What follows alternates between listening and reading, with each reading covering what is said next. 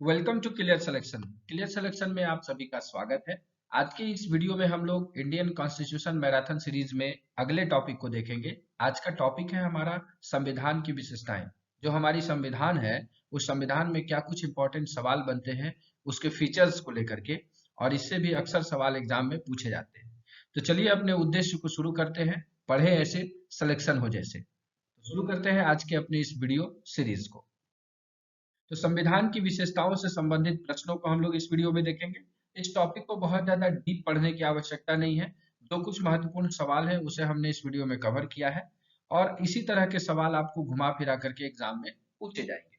चलिए देखते हैं हम अपने फटाफट इस प्रश्नों के सीरीज को।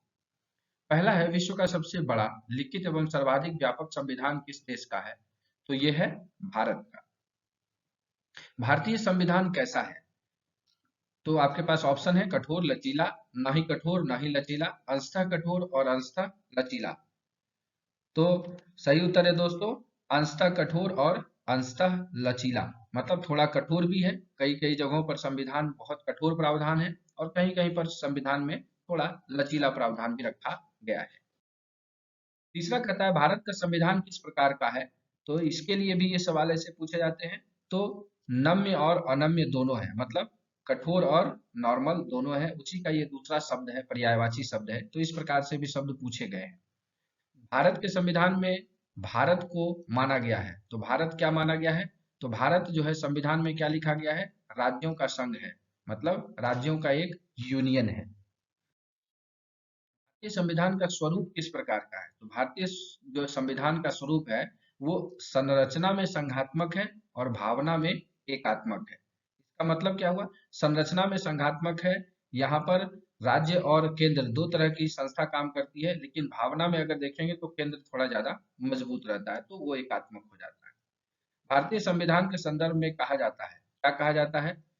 कि भारतीय संविधान जो है वो वकीलों का स्वर्ग है। आप हमेशा देखेंगे कि बहुत सारे केसेज हुए हैं, बहुत सारे, आगे हम देखेंगे गोलकनाथ बनाम, फिर जो है आपको केशवानंद भारतीवाद, इन सब चीजों के बारे में भी हम लोग इसमें पढ़ेंगे। तो ये वकीलों का स्वर्ग कहा जाता है, भारतीय संविधान के संदर्भ में ये चीजें कही जाती है। आगे देखेंगे भारतीय संविधान पर सबसे अधिक प्रभाव किसका पड़ा है?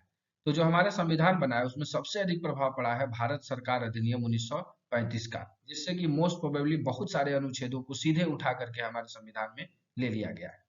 निम्नलिखित में से यह किससे निर्धारित होता है कि भारत का संविधान परिसंघीय है? इसलिए ये जो आप निर्धारित होता है, ये होता है केंद्र एवं राज्य के बीच शक्तियों का जो वितरण है। इस कारण से ये पता चलता है कि हमारा संविधान परिसंघीय है, मतलब कि एक तरह से एक जगह पर डोमिनियन नहीं है। यहाँ पर क्या है कि डोमिनेंसी दोनों जगहों पर है, केंद्र अपना काम करती है, राज्य अपने जगहों पर करती है, और इन दोनों का अपना अपना शक्तियों का वितरण किया हुआ है। भारत में प्रजातंत्र इस तथ्य पर आधारित है कि, प्रजातंत्र का मतलब क्या होता है? प्रजातंत्र का मतलब है कि जनता से सरकारों को चुनने तथा बदलने का अधिकार प्राप्त है। मतलब जनता सरकार को चुनती है और सरकार को बदल भी सकती है, इसीलिए हमारे यहाँ चुनाव होते हैं। भारत में किस प्रकार की शासन व्यवस्था अपनाई गई है? तो भारत में जो अपनाई गई है, ये ब्रिटिश की संसदात्मक प्रणाली जो है, पार्लियामेंट्री सिस्टम ऑफ ब्रिटिशर्स, उसको अपनाया गया है। क्यों अपनाया गया है? तो आपको ये पीछे बैकग्राउंड हम जानेंगे कि हम ब्रिटिश के कॉलोनियल थे, इसी कारण से जो है हमने उनसे सीखी है वो सारी चीजें, और उसी को हम लोगों ने फॉलो किया है। यहाँ आगे है, भारतीय राजनीतिक व्यवस्था में इसमें से कौन सर्वोच्च है? तो भारतीय राजनीतिक व्यवस्था में जो सबसे सर्वोच्च है वो है हमारा संविधान। अगला सवाल है, भारतीय संविधान का अभिभावक कौन है? क्या ये राष्ट्रपति है, प्रधानमंत्री, सर्वोच्च न्यायालय या निर्वाचन आयोग? तो हमारे संविधान का जो गार्डियन है वो है सर्वोच्च न्यायालय। कुछ गड़बड़ होता है, सर्वोच्च न्यायालय में जाते हैं, वहां से कुछ चीजें पास होती है और उसको फिर फॉलो अप किया जाता है। भारत में वयस्क मताधिकार का उम्र क्या है? तो सबको पता है, ये 18 वर्ष। भारतीय संघीय व्यवस्था की एक विशेषता है, क्या व्यवस्था है? संघीय जो व्यवस्था है उसमें क्या विशेषता है? विशेषता यह है कि यहाँ पर संविधान की सर्वोच्चता है भारत में। भारत के संविधान में संघीय शब्द के जगह किन शब्दों को स्थान दिया गया है? तो आपके ऑप्शंस दिख रहे हैं, संघीय राज्य, संघों का राज्य, राज्यों का संघ या इकाइयों का संघ। तो भारत राज्यों का संघ है। भारतीय संविधान में कितनी सूचियां हैं, लिस्ट कितने हैं? भारतीय संविधान में जो है तीन लिस्ट है, संघ सूची, राज्य सूची और समवर्ती सूची। भारत में वैध प्रभुसत्ता निहित है। जो हमारी प्रभुसत्ता है वो किसमें निहित है? तो संविधान में निहित है। लिखित संविधान की अवधारणा ने सर्वप्रथम कहाँ जन्म लिया? तो ये लिखित संविधान की अवधारणा सबसे पहले फ्रांस में आई। अध्यक्षात्मक शासन का उदय सर्वप्रथम किस देश में हुआ? तो जो अध्यक्षात्मक शासन है ये यूएसए में था। अभी भी यूएसए में अध्यक्षात्मक शासन ही है, वहां पे राष्ट्रपति होल सोल पावरफुल होता है। निम्नलिखित में से कौन सा एक भारतीय संविधान का दर्शन नहीं है? तो भारतीय संविधान में क्या कुछ इसमें से दर्शन नहीं दिखता है? तो भारत साम्यवादी राज्य नहीं है, समाजवादी राज्य है, कल्याणकारी राज्य है और राजनीतिक समानता यहाँ पर है। भारत साम्यवादी नहीं है, कम्युनिस्ट नहीं है, चाइना साम्यवादी है। आते हैं आगे, निम्नलिखित में से कौन सी विशेषता भारतीय संघ और अमेरिकी संघ दोनों में साझी है, मतलब दोनों में समान है? तो ये है आपको संविधान की व्याख्या के लिए संघीय उच्चतम न्यायालय। हमारे यहाँ भी अगर संविधान पे प्रश्न उठता है तो हम कहाँ जाते हैं? सर्वोच्च न्यायालय में जाकर के उस पर क्या होता है? फैसला निकलता है। और अमेरिका में भी इस प्रकार की चीजें उठती है तो वो भी संघीय उच्चतम न्यायालय में जाकर के ही फैसला उठता है। निम्नलिखित में से कौन सा भारतीय राज्य व्यवस्था में सर्वोच्च है? भारतीय राज्य व्यवस्था में सर्वोच्च क्या है? बार बार हम पढ़ चुके हैं, संविधान हमारे यहाँ सर्वोपरि है।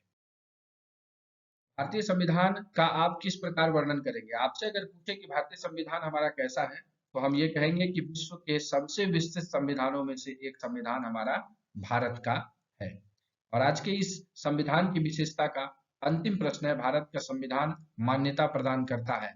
किन किन को मान्यता प्रदान करता है? तो धार्मिक और भाषाई अल्पसंख्यक को जो है इसकी मान्यता प्रदान करता है। यहाँ पे मैं आपको एक ट्रिक बता देता हूँ कि जिस स्टेटमेंट में आपको केवल शब्द दिख जाए वो 99% गलत होता है। तो इसको आप अपने कॉपी में नोट कर लीजिएगा और आगे किसी भी एग्जाम में इस ट्रिक को अपना के देखिएगा, आपके बहुत सारे सवाल बिना जाने हुए भी सही हो जाएंगे। तो आशा करते हैं कि संविधान की विशेषता से संबंधित प्रश्नों को आपने समझ लिया होगा। आपको इन प्रश्नों ने कहीं ना कहीं ज्ञान में आपकी बढ़ोतरी की होगी, साथ ही साथ यह परीक्षा उपयोगी भी साबित हुआ होगा।